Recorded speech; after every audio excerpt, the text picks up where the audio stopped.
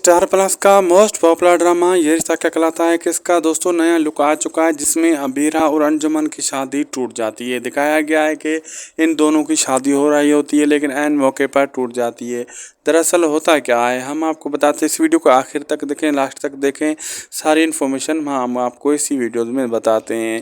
दोस्तों दरअसल होता ये है कि अबीरा और अंजुमन की जब शादी हो रही होती है, और लेकिन उससे ऐन वक्त अंजुमन शादी से पीछे हट जाता है और कहता है मैं शादी अबीरा से नहीं कर सकता।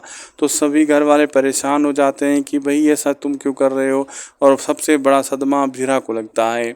अंजुमन को दोस्तों दरअसल पता है कि अबीरा आज भी जो है मोहब्बत अरमान से करती है, उससे शादी तो कर रही है लेकिन मन ही मन में वो अरमान को चाहती है, और अरमान भी उसी को मन ही मन में चाहता है। इसीलिए वो ये सोच कर पीछे हटता है कि मैं इन दोनों के बीच में क्यों आऊँ, मुझे क्या फ़ायदा मिलेगा, मुझे जो है ना ऐसा नहीं करना चाहिए। तो इनसे पीछे हट जाता है वो इन दोनों के।